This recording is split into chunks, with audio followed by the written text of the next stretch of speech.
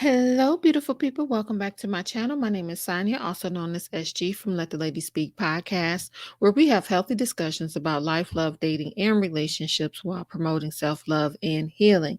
Here on my YouTube channel, I use reality shows and hot topics to do analysis, share my perspective, offer insight, and give advice based on my career, my life, and my studies. If I could give this episode a theme, the theme would be one, you teach people how to treat you by what you accept. And theme two would be say what you mean and mean what you say. Okay. And Dr. Viviana came and she did offer some help in some ways. So we're going to get into that. But first and foremost, I have to welcome you to my channel. If you are new to my channel, welcome. Thank you so much for stopping by. If you are a new subscriber, thank you so much for subscribing to my channel. If you are just passing through, thank you for passing through. Please consider subscribing, commenting, or leaving me a thumbs up if you like the content.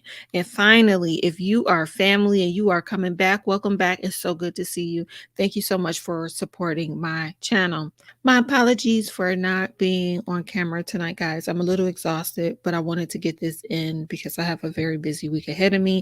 Also, giving you a heads up, I will be having a live on Thursday at 8 p.m. and we're going to talk about mafs and anything else that you guys want to talk about. Okay. So let's get into Mark and Lindsay. So we learn by Lindsay talking to her friend that they have not been intimate for 2 weeks. Mark has been holding out. And I really don't like what Mark is doing. He's playing a game that I don't appreciate. And that is this push and pull with her. If you are not interested, if you have been turned off, then do not engage with her on an intimate level. He's been inconsistent with his words and his actions matching up.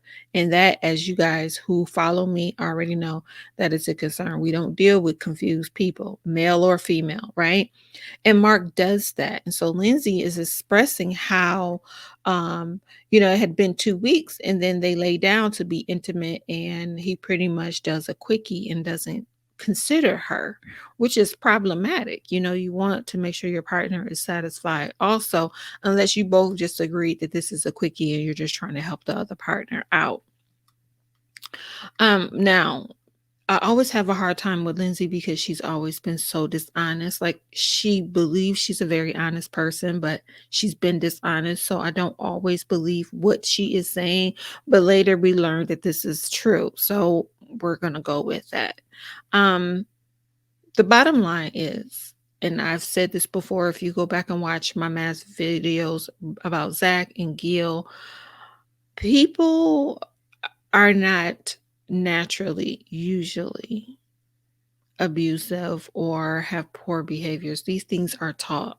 What do I always say? We are a sum of our experiences.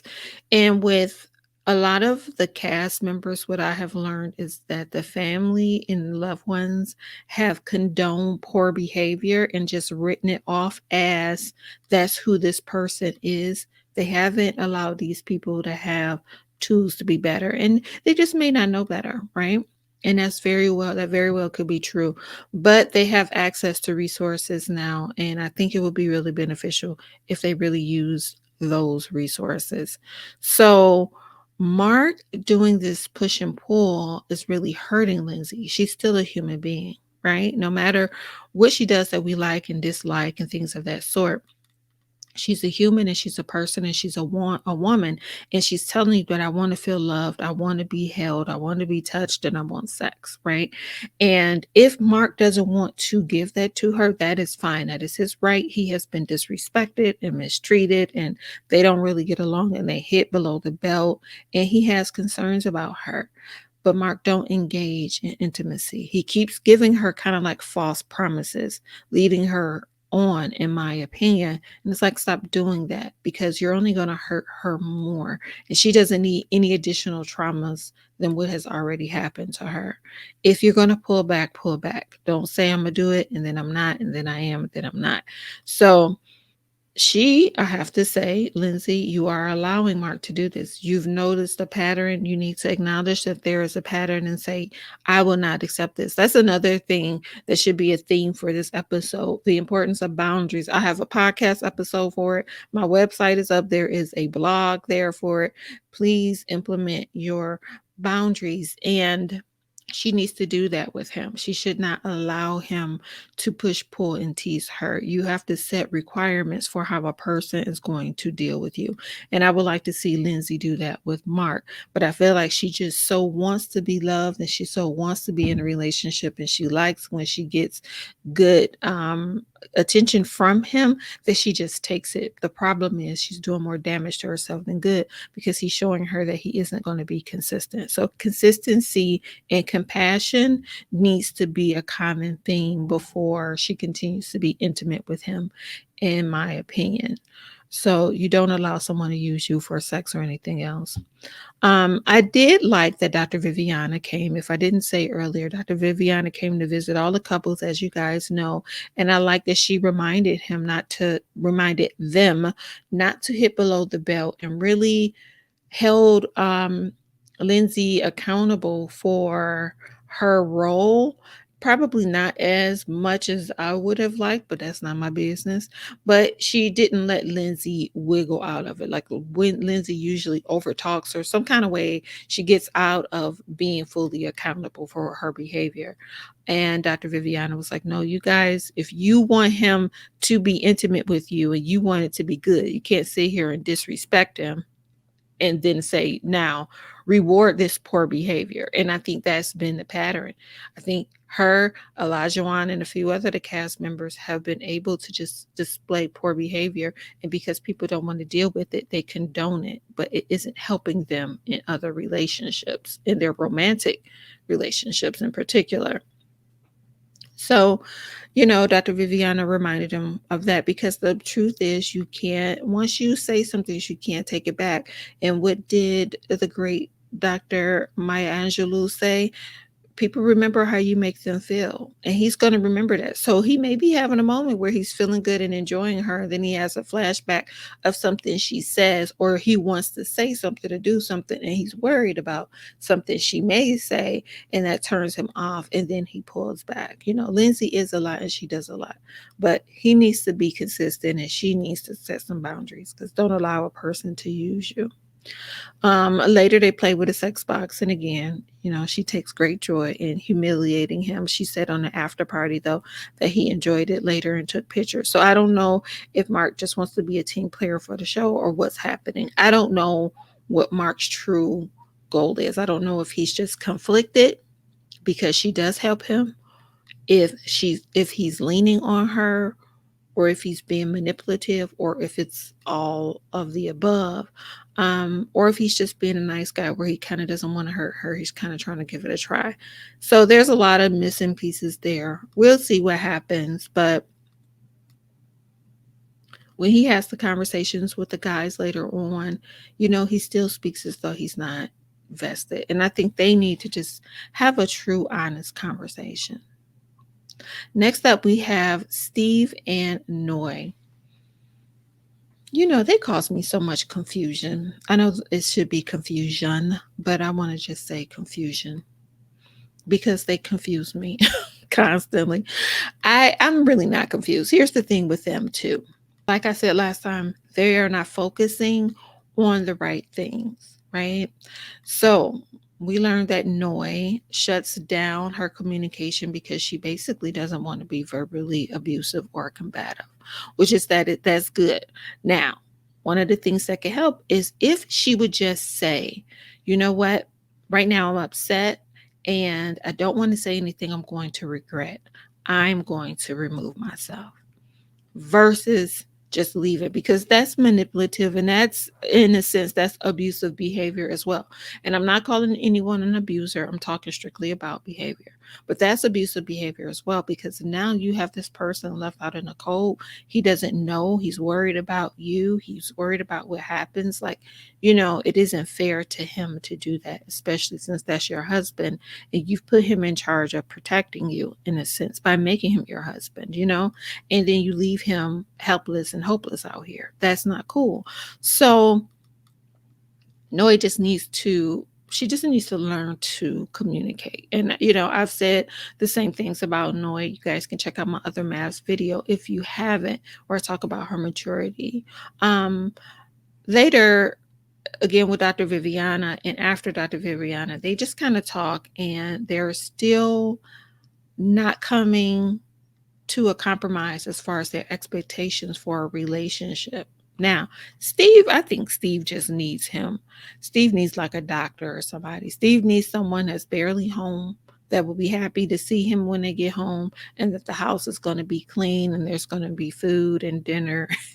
That's what Steve needs. Steve and Noe keep really trying to brush this issue under the rug. I think they're enjoying each other on an intimate level, and they're just enjoying being in a relationship.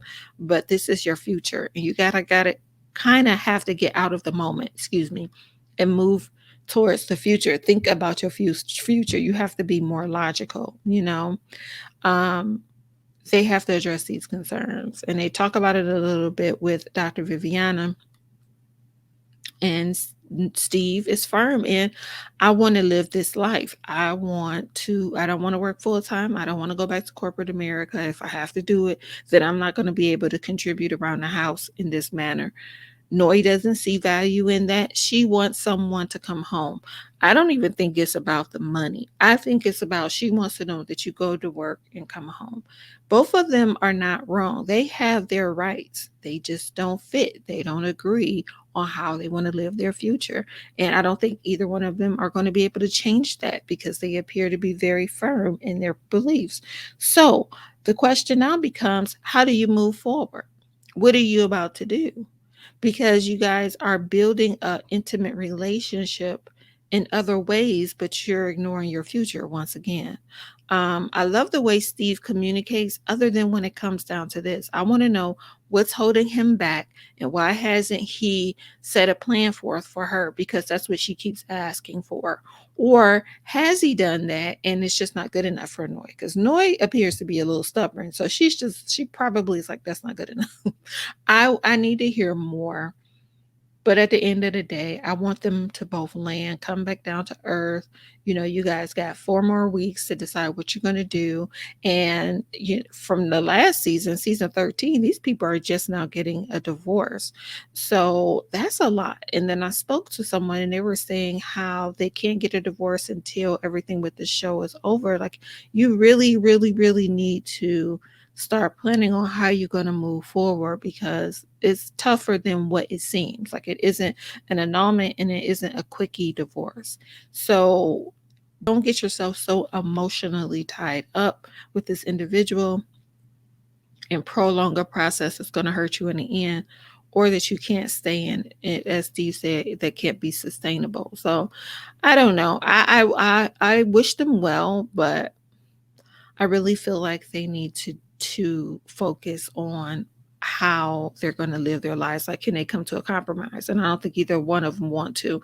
Also, I found it funny that Steve was like, yeah, I want us to have a shower and clean each other with soap. I was like, is there a lack of soap being used? What's happening? I do love the fact that Steve is very respectful of Noy.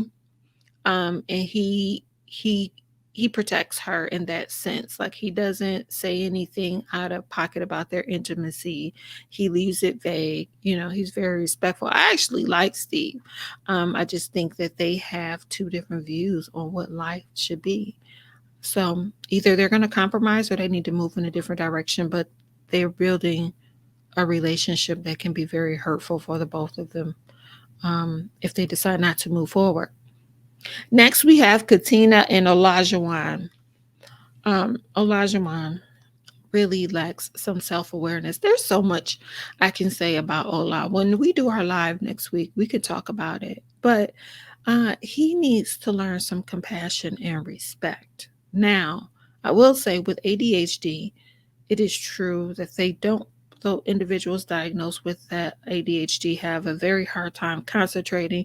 They have a very difficult time not comprehending, but retaining and focusing on information. And that's part of the reason why he has such a hard time really hearing and receiving and listening to what individuals say. But like I said a couple videos ago, I can't remember, I think the first or second one, I said once we found out he had ADHD, I said that they are going to need some help learning how to communicate with one another. Now, this issue with this abusive behavior that he's displaying because of his fears and insecurities, that doesn't have anything to do with ADHD, and that is something that he needs to deal with. And check out my last video, and I talked about what I think the concerns are. But self-awareness is important, and he is lacking some self-awareness. And I do believe he really does have feelings for Katina. I think people don't think he does. I just feel like he feels like he doesn't measure up. And I said that before. I feel like he doesn't measure up. So the truth came out. Really, his issue is that, he doesn't like the fact that she isn't vulnerable. It scares him. Her not being vulnerable scares him. Again, we need more, because he keeps saying that other people promise him things and they haven't come through. And I want to know who that is. But he feels exposed. I feel like he feels exposed. I feel like he wants to feel valuable. He wants to feel supported. He's insecure, and I think his love language is words of affirmation. And Katina was not giving that to him. And no, that does not warrant his abuse. Please hear me when I say that. That does not warrant how he speaks to her, but that is how he reacted. Okay. So he wanted some emotion out of her, because he's out here like, I'm out here naked for me. It may not be naked for us, but it's naked for him. His feelings are on the line, and she's considered to be stoic, basically. But Elijah, you have to learn to say what is really happening. Say what you mean and mean what you say. Say what is really happening. And he needs access to his feelings and the ability to communicate that, because your reaction cannot be to be abusive towards her. Tearing her down to try to get some emotion out of her so that you know that she feels and she cares is extremely problematic, Um, Katina listens to him, and she's very, very patient with him, and she will understand him saying, I want you to tell me how you feel, and tell me I'm doing a good job, and tell me that you like me and that you're into me, and tell me you're happy and you want me as a husband, right? I need you to tell me that. I think she would have been really receptive and would have made accommodations for that. But instead, he went for her weakness and he tore her down. And that's just unacceptable. So he didn't want to be the only one that cried in this relationship. That's why he was like, you didn't even cry at the wedding. He just didn't want to be the one that's exposed. But his reaction to it was out of pocket. So I hope that he continues to work, because it seems like they're going to stay together. He was on After Party and he said their relationship was strong. Um, so I think they're still together. And as I stated before, two things can coexist. I do think he may have had some valid concerns with Katina, but again, I can't condone abusive behavior to because of something. I can't condone abusive behavior because she may be stoic, or she's not communicating the way you want her to do, how you want her to communicate. That's a problem that we have. We feel like people should communicate how we want them to. And the fact of the matter is, people communicate how they know how. A lot of our behaviors are learned behaviors, and we don't allow room for that.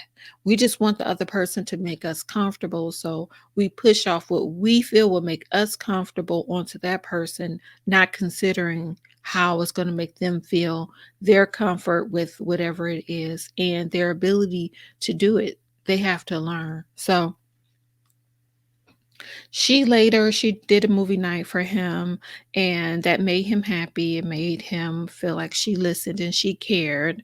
And Dr. Viviana gave them a basket later, and They played around with the basket, and he said that Dr. Viviana's basket really help their relationship to move to the next level. And I really think it was just her being vulnerable.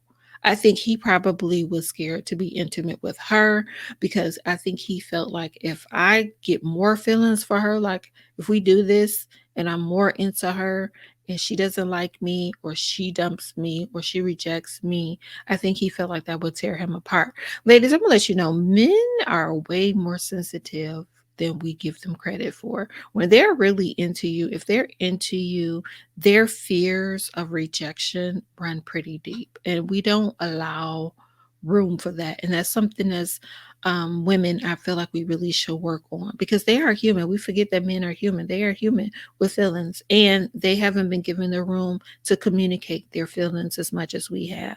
So there should be some respect there. But I wish them the best. Again, though, as far as Katina is concerned, I don't think she should move so fast without putting parameters around what happened. I would not just go and act like we're gonna continue on a happy road without stating this behavior cannot happen again.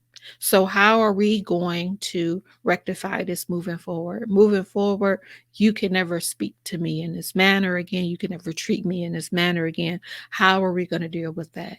I wouldn't be so quick to move on and make accommodations without ensuring that he will never be abusive towards her again and that he deals with his own issues and she deals with hers, right? So that's what I think about them too. We will see. I want him to show her some love and compassion and learn to work with her wife.